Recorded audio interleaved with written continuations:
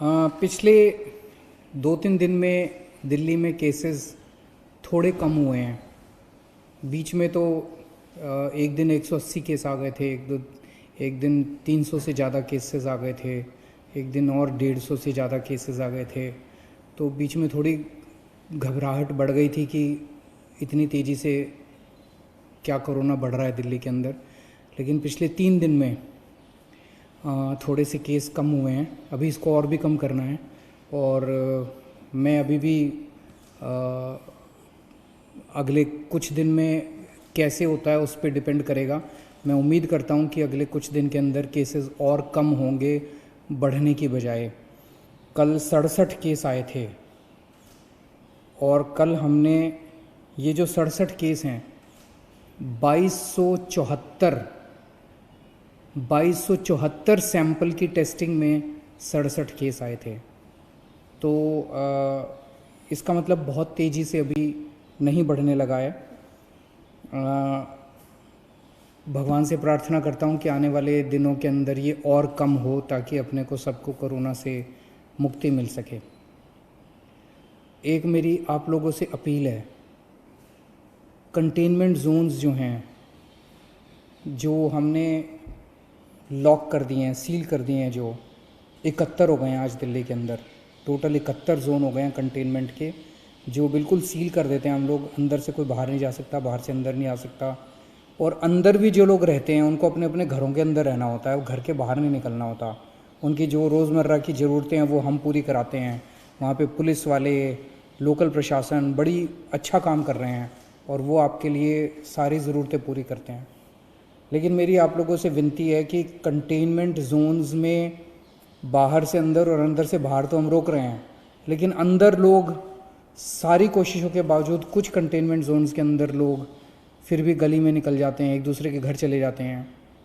अब कल जहांगीरपुरी में एक कंटेनमेंट जोन है, वहाँ पे एक ही कुनबे के 26 लोगों को कोरोना मिला है कल, एक ही परिवार के।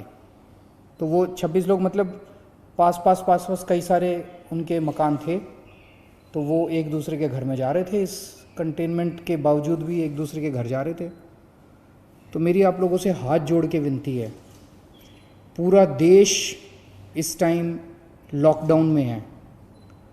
कितनी मुसीबतों का हम सब लोग सामना कर रहे हैं, आप भी कर रहे हैं, सब लोग कर रहे हैं। ऐसे में अगर आप अनुशासन नहीं बरतेंगे तो आपको ही तकलीफ़ होगी। आपकी जान की चिंता है हम लोगों को, आपकी ज़िंदगी की चिंता है हम लोगों को। इसीलिए मैं आप लोगों से अपील कर रहा हूँ।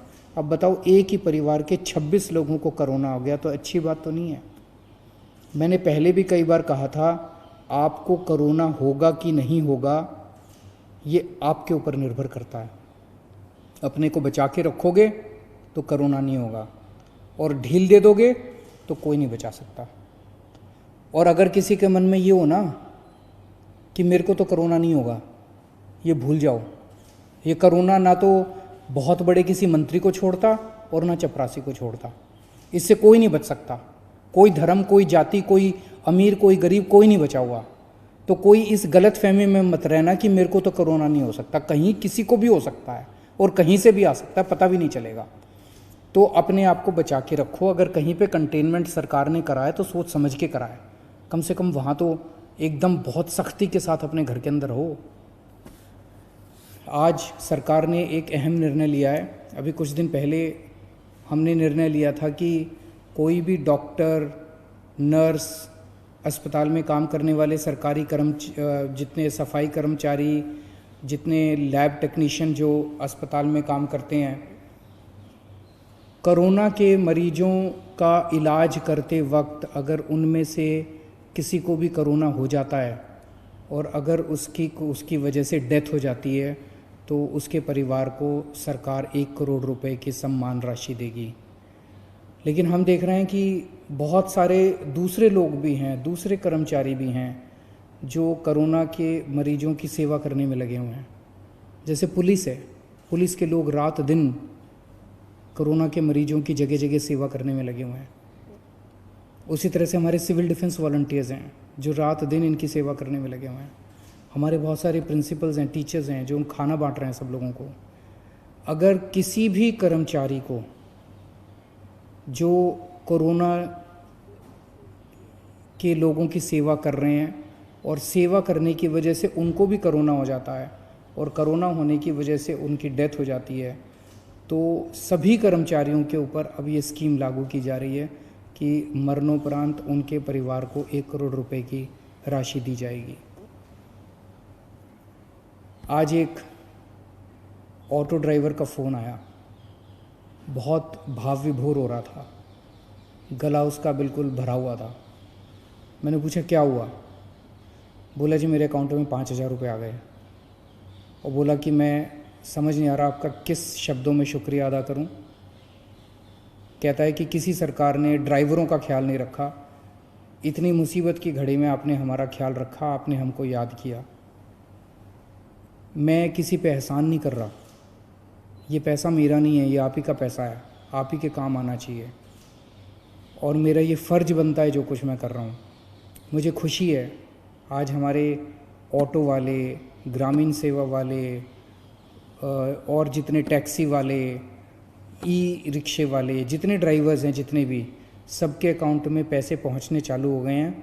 1 लाख के करीब अभी तक एप्लीकेशंस आई हैं, अभी भी वेबसाइट चालू है, एप्लीकेशंस आ रही हैं और कल से पैसे उनके अकाउंट में जाने चालू हो गए हैं। जो जो लोग अप्लाई कर रहे हैं उनके जांच कर रहे हैं, हम उनके डॉक्यूमेंट्स की जल्दी जल्दी जांच कर रहे हैं और उनके अकाउंट में पैसे जाने चालू हो गए हैं, 5-5 हज़ार रुपये हर एक के अकाउंट में।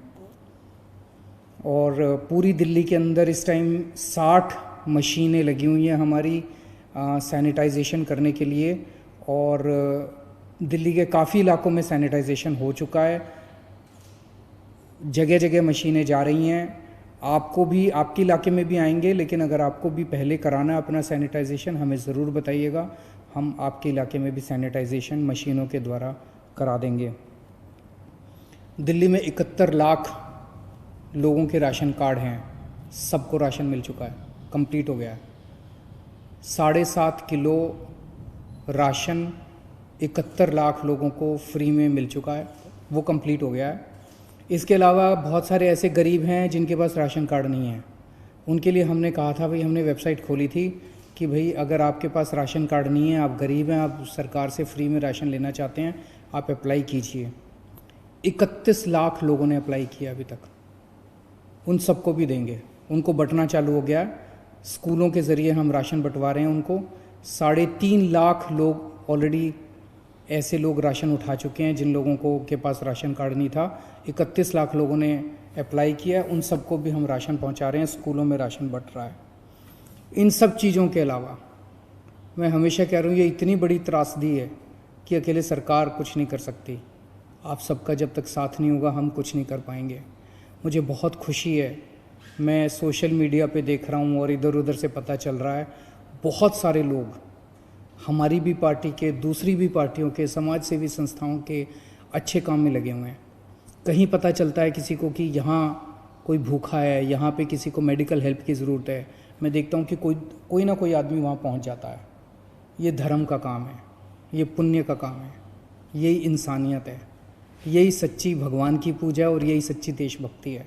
इस टाइम कहीं आपको कोई आदमी दुखी मिले किसी भी वजह से, उसके दुख को दूर करने की कोशिश करें। और मैं उन सब लोगों को सलाम करना चाहता हूं जो इस दुख की घड़ी में एक दूसरे की मदद कर रहे हैं। और मैं भी 24 घंटे आपकी सेवा में हाजिर हूं, 24 घंटे रात दिन हम लोग लगे हुए हैं। कभी आपको किसी चीज़ की ज़रूरत हो, बेहिचक आप मेरे से संपर्क कर सकते हैं। बहुत बहुत शुक्रिया।